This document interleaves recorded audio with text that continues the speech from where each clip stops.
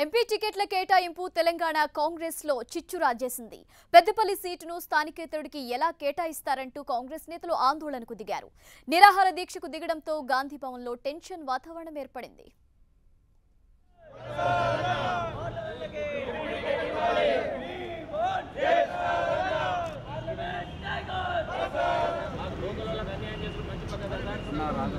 ధర్నాలతో తెలంగాణ కాంగ్రెస్ కార్యాలయం గాంధీ భవన్ దద్దరిల్లింది. పెద్దపల్లి కాంగ్రెస్ కార్యకర్తలు ఆందోళనకు దిగారు.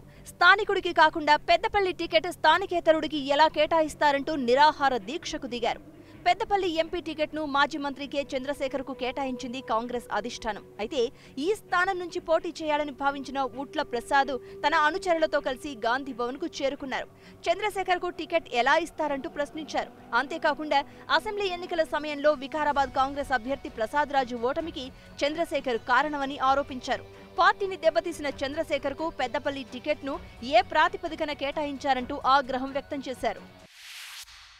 పీఈసీ మీటింగ్లో ప్రతిపాదింపబడినటువంటి పేర్లు కాకుండా నిన్నగాక మొన్న చేరినటువంటి ఏ చంద్రశేఖర్ అనే వ్యక్తి ఒక అనామకుడు, మా కాంగ్రెస్ అభ్యర్థి గడ్డం ప్రసాద్ ఓటమికి కారణమైనటువంటి వ్యక్తి, ఈ విధంగా పెద్దపల్లి పార్లమెంటుకు ఏమాత్రం పరిచయం లేనటువంటి వ్యక్తి, అలాగే మరి ఆయన రాజకీయ జీవితం ఎప్పుడో మరి అయిపోయిన తర్వాత మరి పార్టీకి ద్రోహం చేసి పార్టీ సస్పెన్షన్కు గురైన తర్వాత నిన్నగాక మొన్న ఆయనను పార్టీలోకి తీసుకొని ఆయన అభ్యర్థిత్వాన్ని ఖరారు చేయడాన్ని మేము తీవ్రంగా వ్యతిరేకిస్తూ ఉన్నాం.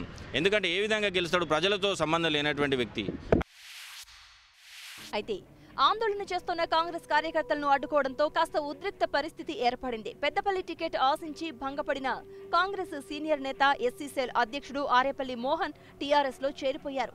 ఇప్పుడు పెద్దపల్లి పార్లమెంటు నియోజకవర్గం పరిధిలోని నేతలు కార్యకర్తలు ఆందోళనకు దిగడంతో కాంగ్రెస్ నేతలు తలలు పట్టుకోవాల్సిన పరిస్థితి ఏర్పడింది.